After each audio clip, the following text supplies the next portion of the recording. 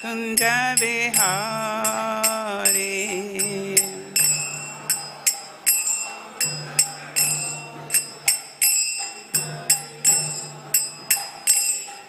Jaya Vara Madhava kunja vihari.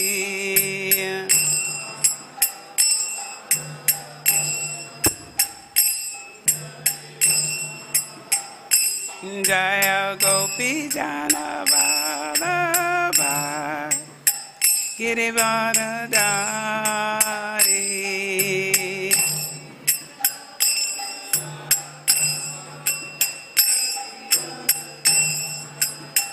Yashodanandana Vajradhana Ranjana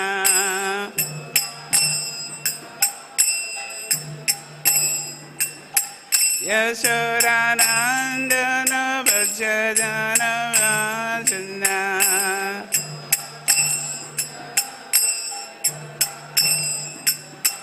Yamuna Tira Vanachari.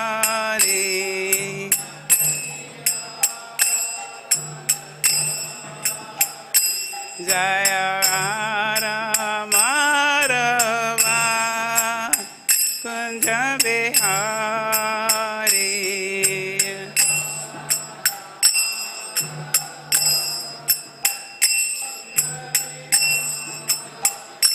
Jaya Gopi Jana Vallabha Girivardhari.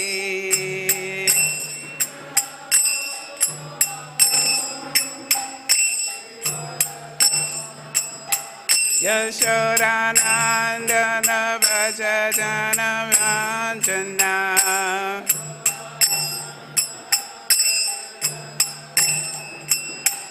Yamuna Tira Vanachari.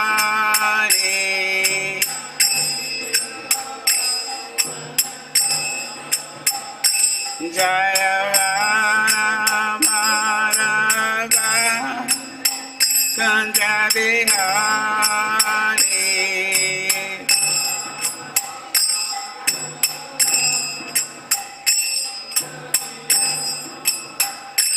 Jaya Gopi Jana Vallabha Girivardhari.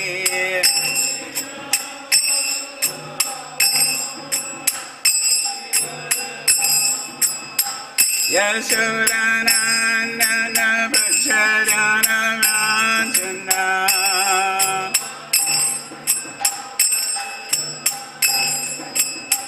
Yamuna Tira Vanachari.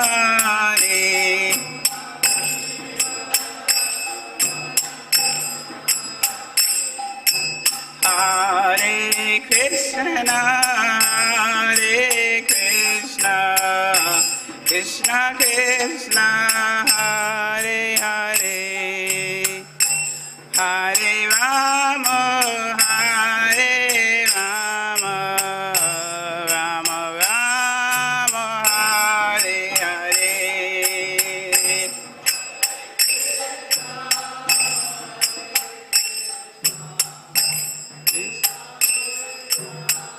Hare Hare.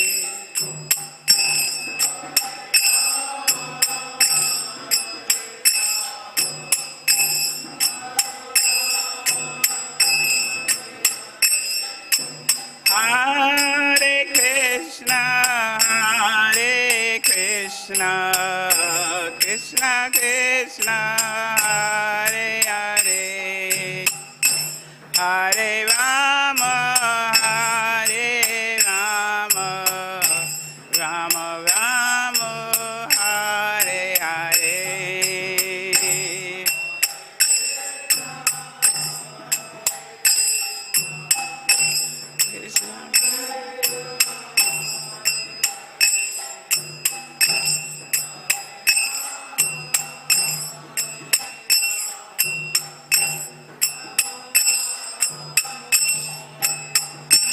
Hare Kṛṣṇa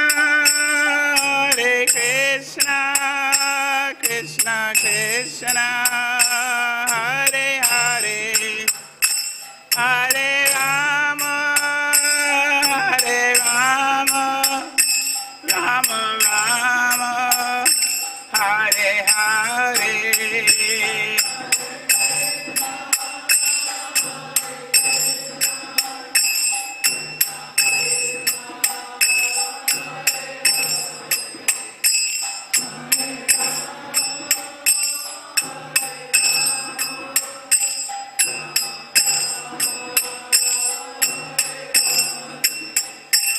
Hare Krishna, Krishna, Krishna, Krishna, Hare Hare, Hare Rama, Hare Rama, Rama Rama, Hare Hare.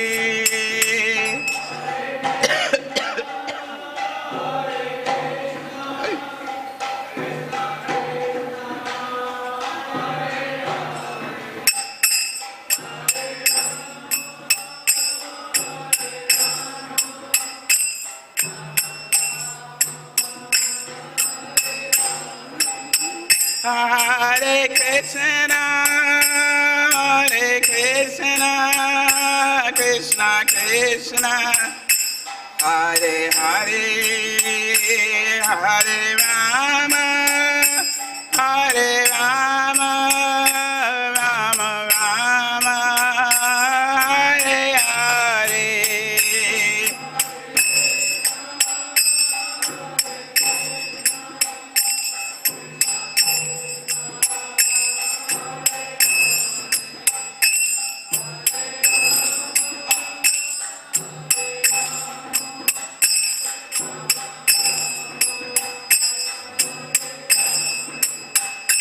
Jaya Prabhupada, Prabhupada, Prabhupada, Jaya Prabhupada.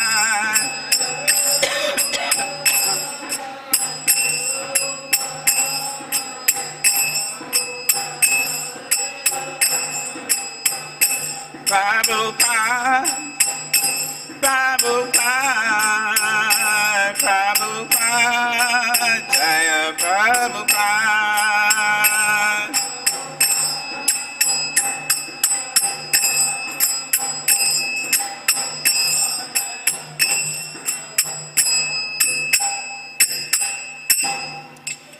Down Vishnupad, ṁśa-sambhavam, sattvaṁ, śrī-mat, His Divine Grace, A.C. Bhaktivedanta Srila Prabhupada Ki Jai.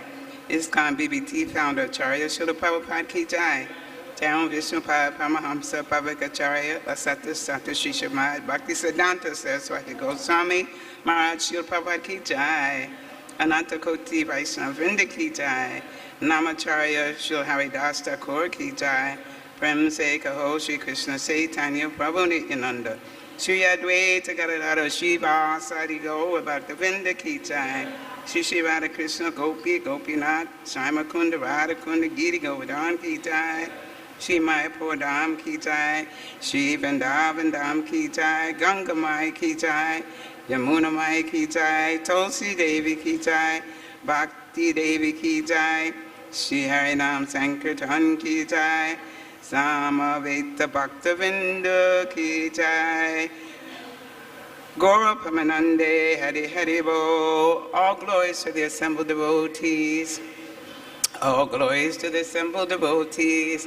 All glories to the assembled devotees. All glories to the lotus feet of Shri Shri Guru and Gauranga. Welcome to the Gita class, Bhagavad Gita class. And we're in chapter 10, opulence of the absolute, or vibhūti yoga. Om Namo Bhagavate Vasudevaya. Om Namo Bhagavate Vasudevaya. Om Namo bhagavate vasudevaya. So we're reading from text 41, and this is next to the last verse in this chapter. Yadya vibhūtimat sattvam śrī-mat ūrjitam evāvagaccha tatad evāvagaccha tvam mama tejo ṁśa-sambhavam yadya vibhūtimat sattvam śrī-mat ūrjitam tatad evāvagaccha tvam mama tejo ṁśa-sambhavam yadya vibhūtimat sattvam śrī-mat ūrjitam tatad evāvagaccha tvam mama tejo ṁśa-sambhavam.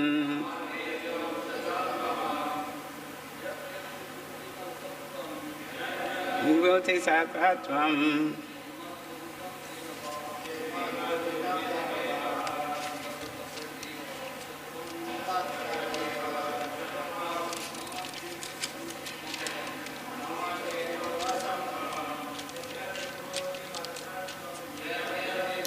nobody over there.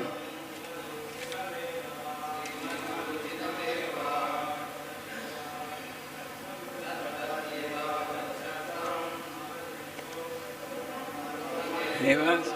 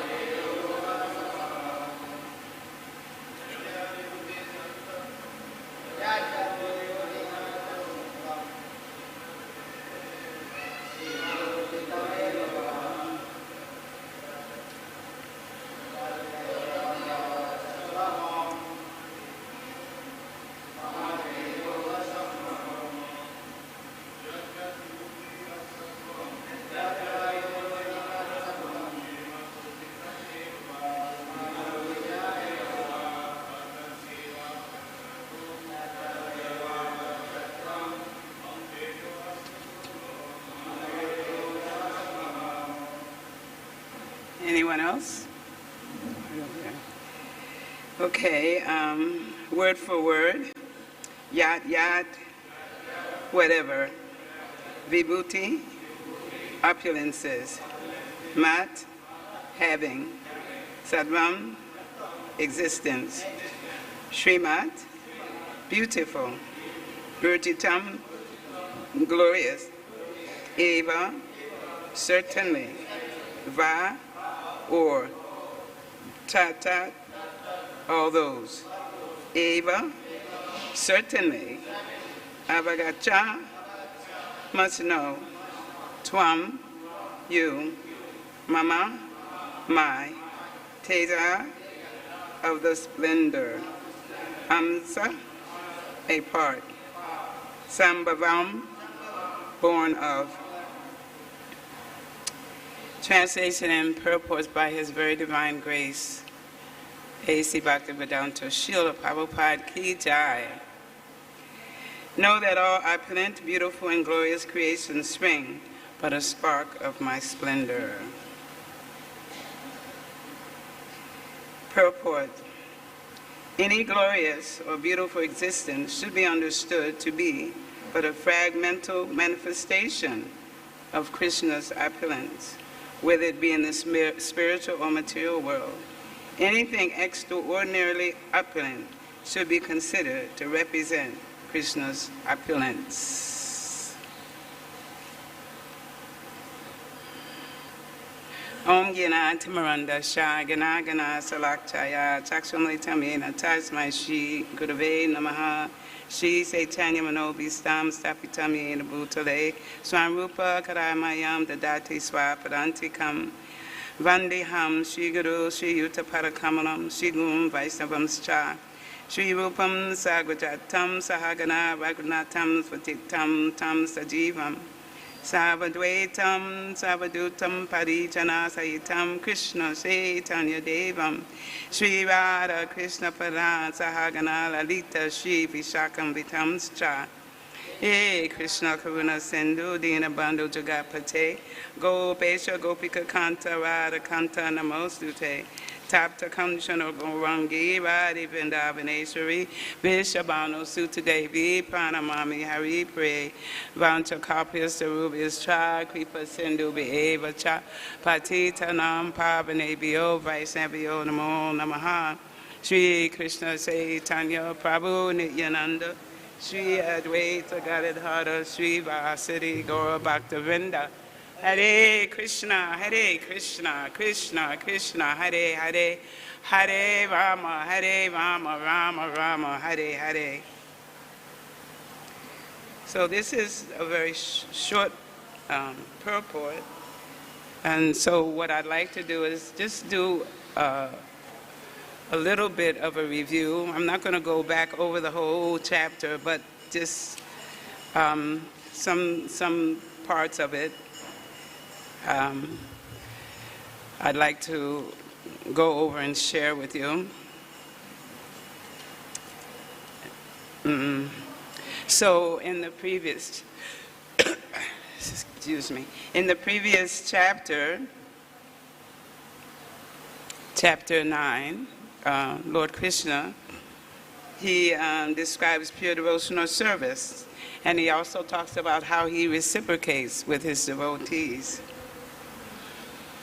And the conclusion of that chapter is man mama bhava bhakto, means engage your mind always in thinking of me, become my devotee.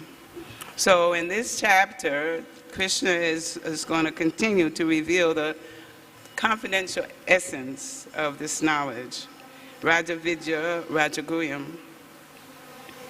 So that this chapter 10, the title is Opulence of the Absolute. So within this chapter, Kṛṣṇa further describes his opulences, potencies, and his position. So in terms of the review, we can start reviewing from the point when Arjuna, I'll start within 12 to 13, the verses 12 and 13, he's confirming Kṛṣṇa as the supreme absolute truth, the purest, unborn, and the greatest. And this is verses 12 through 13. And also in verses 14 to 15, Arjuna says that neither the demigods nor the demons can understand Kṛṣṇa's personality. And so continuing in verse 15, Arjuna says to Kṛṣṇa that you alone know yourself by your own internal potency, which leads us to the verses of 16 and 17, where Arjuna asks Kṛṣṇa to please tell him in detail his divine opulences by which he pervades all these worlds. So in verse 17, he's calling Kṛṣṇa, "O Supreme Mystic, how can I constantly think of you, and how shall I know you? In what various forms are you to be remembered?"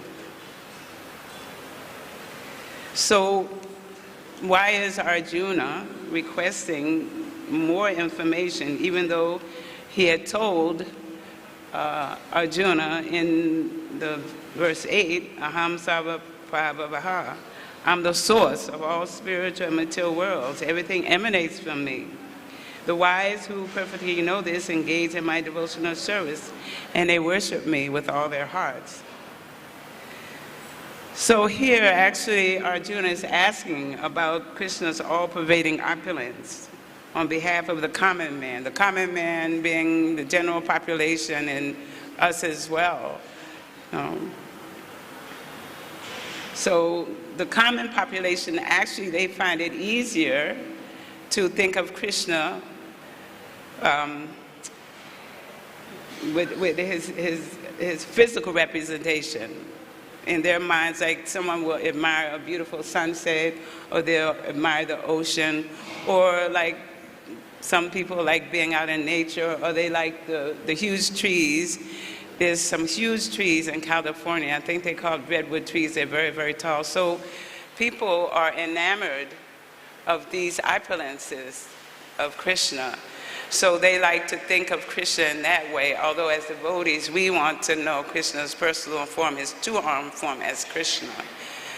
But for them, for them to think of Krishna, then they admire all the beautiful things, rainbows, oceans, whales. They go out to see all the whales jumping out the water. So those type of things. So it's easier for them to put their mind on the physical representation and not necessarily Krishna's spiritual form.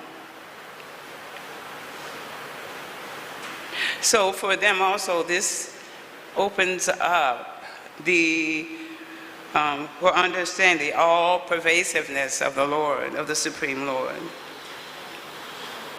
But Arjuna, he's being a surrendered devotee of the Lord, tells Kṛṣṇa, I am never satiated in hearing about you, for the more I hear, the more I want to taste the nectar of your words.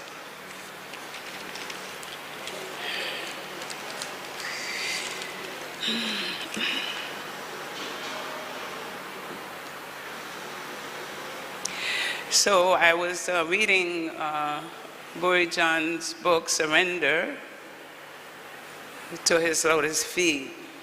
And he was quoting from Vishwanath Chakravarti Thakur. And in that quote, Vishwanath Chakravarti Thakur is saying, Arjuna is actually wanting to hear the sweet nectar of Krishna's instructions. He says that Kṛṣṇa is generating in him a greed to hear, compelling him to beg more for more and more nectar. And then Arjuna says, what more? What else can I do but beg? And actually, I was discussing with some devotees last night about how we have to understand our helpless position in relationship to Kṛṣṇa. And we have to beg. My Guru Maharaj did a series of books called The Beggar. And in fact, during the departure of Kadamba Swami, his disciples were reading from this book. The last book was entitled Die Before Dying. So they were reading from this. And I think the series is about 6 books, understanding that all we can do in relationship to Kṛṣṇa is to please beg him for his mercy, and pray to him. So in imbibing the nectar of Kṛṣṇa's instructions, Arjuna's ears are acquiring the ability to taste as if they were tongues. So I want to talk a little bit about the importance of hearing. Because some persons I've had discussions with think that chanting is the most important, but how did we even hear about chanting? Somebody must have told us, we must have come in contact with a pure devotee, or we heard chanting on the street. And for me, hearing was what happened to me first, because I was at work and I turned on the radio. Now, this was in my inquiring period. I was inquisitive. I wanted to know more about spiritual life. So I turned on the radio, and Bhakti Tirtha Maharaj was on a talk program speaking about spiritual life. At that time, I didn't know him, but I listened submissively to what he was saying, which inspired me to go and hear him. I wanted to hear more from him because that fire got lit a little bit, and I was like, oh, I have to go listen to this person because I was interested in what he was saying. So I said, okay, let me go and hear. So hearing is very, very, very important to hear. And Prabhupada emphasizes hearing, śravanam. You have to hear.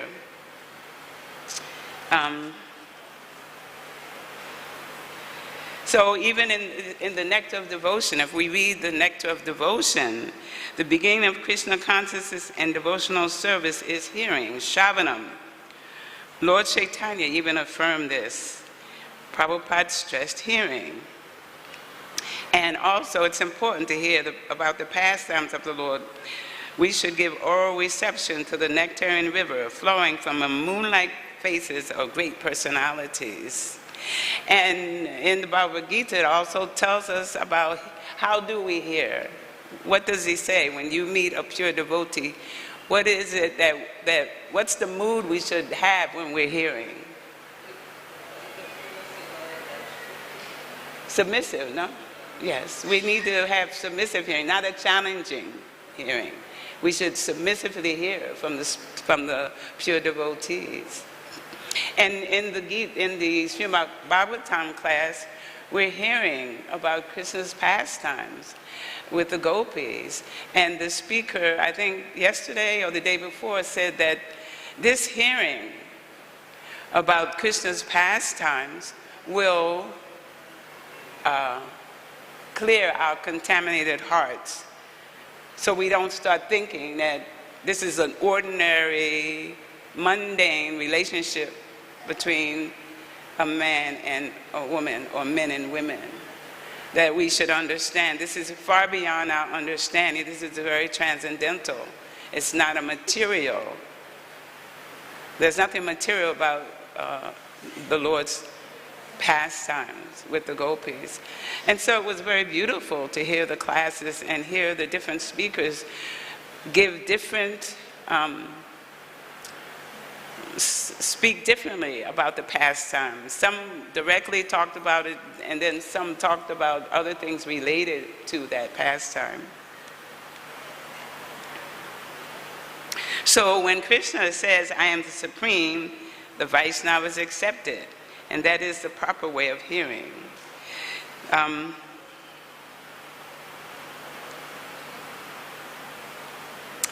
also when we're chanting our japa, when we want to know how, and I've heard Prabhupada's disciples ask him, how do we improve?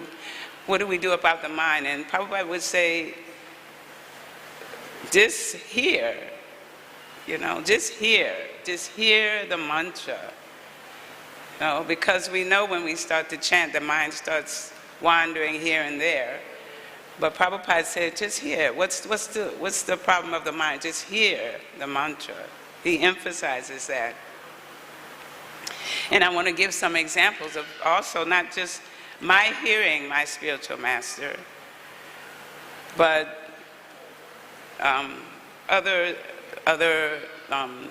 there are devotees in the scriptures who also heard. Like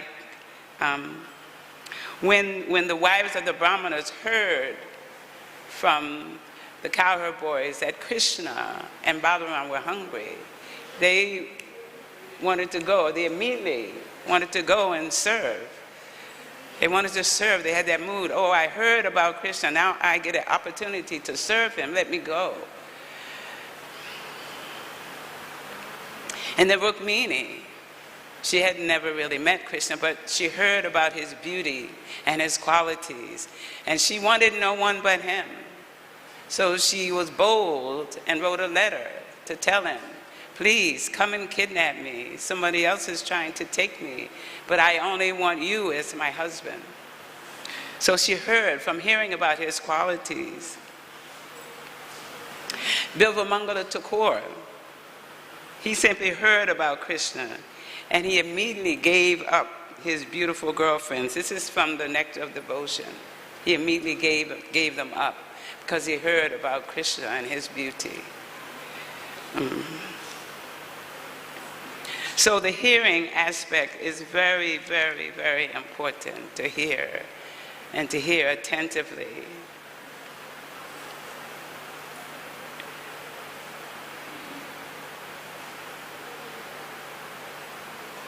So this book, this chapter was about Kṛṣṇa's opulences, and we know the ones we always talk about are 6 in number. So can we tell me what are the 6 opulences? Full, that Kṛṣṇa is full in these opulences. No one has them in full. Somebody might have some of them, a portion of them, but nobody has them in full like Kṛṣṇa. So tell me, what are the opulences? Strength, beauty, wealth, fame, yes. Knowledge. Did you say knowledge? Knowledge. So he's full with that. And I was reading in the, thank goodness for a database. I was I was reading from the CC of Madhya Lila, and they were also mentioning Kṛṣṇa's opulence, and there's a Sanskrit name for some of them. It's Sarva Aishvarya, which means all opulences, Sarva Shakti, all potencies, Sarva Rasapurna, the reservoir of all transcendental mellows. Ishvara Parama Kṛṣṇa Sakshidananda Vigraha Anadir Adir Govinda Sarvakara Karanam. Kṛṣṇa, who is known as Govinda, is the supreme controller. He has an eternal, blissful, spiritual body. He is the origin of all. He has no other origin, for he is the prime cause of all causes. And this is from the Brahma Samhita. So also I was reading, I found in śrīmad Bhagavatam 11, 1639, Kṛṣṇa is speaking with Uddhava, and he's saying to him, even though over a period of time I might count all the atoms of the universe, but I cannot count all of my opulences, which I manifest within innumerable universes. So in the Purport, the Lord is certainly omniscient. Even he himself can't supply a finite number of his opulences because they are infinite. And so we also know that Lord Sesha is always chanting the glories of the Lord. That's why he never stops. He's doing it to this day.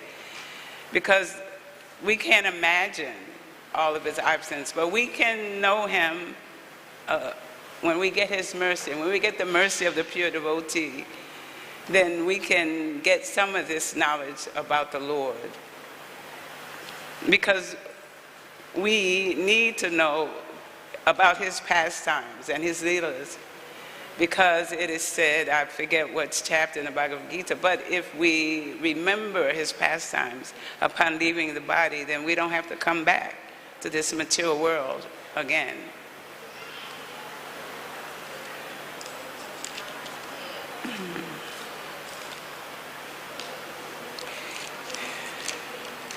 There was something else I wanted to share.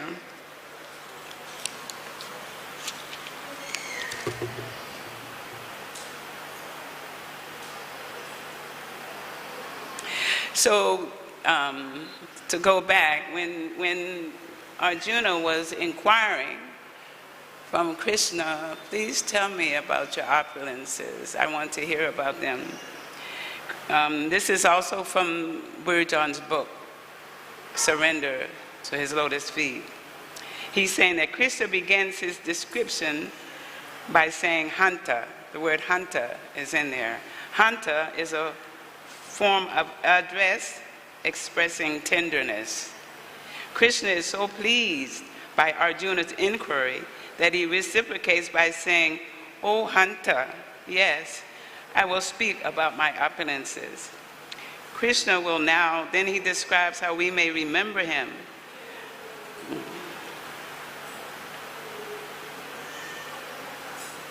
When viewing, this is for the impersonalists too, when viewing the greatest manifestations in this world, but first he explains, before that, when he starts talking about all his opulences, he explains that he is the super soul. First he tells Arjuna that I'm the super soul in everyone's heart. Then he goes on to talk about all his opulences.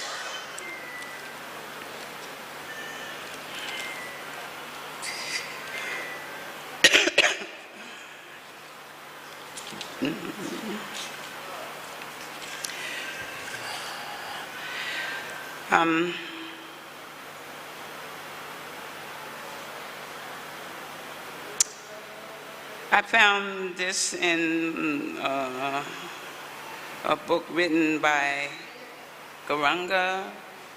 I forget his name, Gauranga Das, but I think it's Gauranga Darshan. And he lists all of the opulences of Kṛṣṇa. But actually, what is the bottom line? You know, like Kṛṣṇa takes Arjuna through everything, through all the explanations that he would need about the soul, about whenever Arjuna has, it's because he's having this existential difficulties.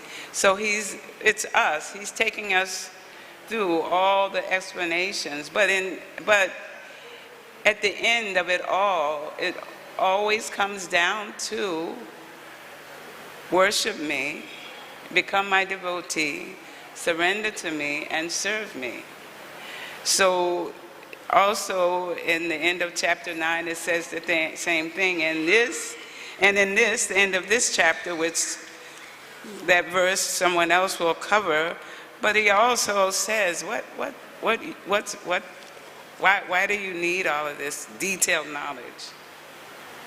He says, "What need is there, Arjuna, for all this detailed knowledge? With a single fragment of myself, I pervade and support this entire universe." So he's saying, you know, like, you don't really need all of this. I've given you all the information. Just surrender to me, serve me, become my devotee, and your life will be perfect. And I was also speaking some of the devotees, I think we spoke about this the last time I had class, is that it's not that Arjuna, throughout the battle, didn't have challenges and questions and difficulties, but because he had taken shelter of Lord Kṛṣṇa, Kṛṣṇa helped bring him through all the problems he had, the difficulties he's had, like, you know, losing his son, Abhimanyu, like not being willing to actually seriously try to kill Bhishma. Because then Kṛṣṇa had to jump off his chariot to try to kill Bhishma, and Arjuna was mortified that the Lord had to do that. He tried to drag him back. Don't, I'll fight, okay, I'll give up. So we can see that for surrendering is an everyday process. Each day we have to surrender. We have to surrender to get up from Mangartik. We have to surrender to stay for a class. We have to surrender to chant our japa nicely and try to chant offensively and try to chant early. So it's a process. We're all going through the process of practicing how to surrender completely to the Lord so that we can all go home and go back to Godhead. And this is also why we perform devotional service. I'm always so amazed how Kṛṣṇa works. All you have to have is a desire to do something for Kṛṣṇa. He makes all arrangements. You can think, oh, I would like to do this, or I would like to do this. I have to tell a little story. Right now, I haven't been able to cook for the Lord because now I don't have a kitchen. But I was wanting to make something. I was like, oh, I want to offer something to you, Kṛṣṇa, for Balaram Rasayatram. I wanted to offer, but I didn't have the facility at the time, but Kṛṣṇa is so kind.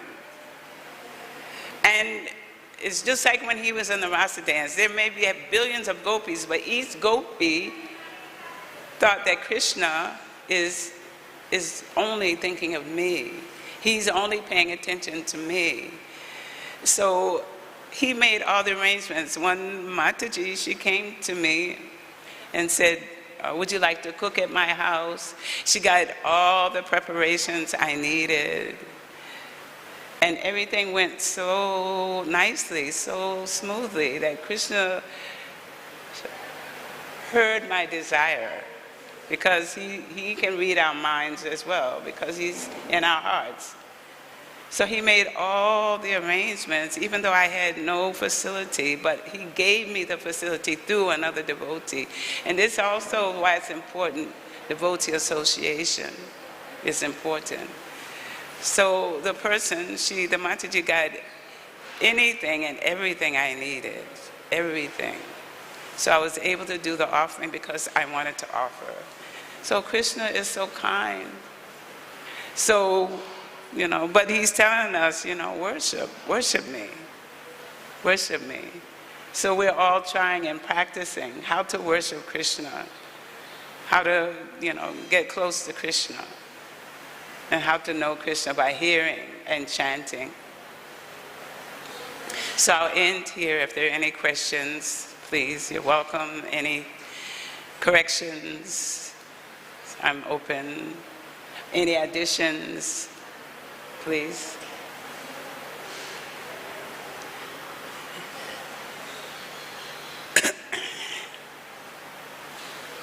Thank you so much for attending the Bhagavad Gita class. Hare Krishna.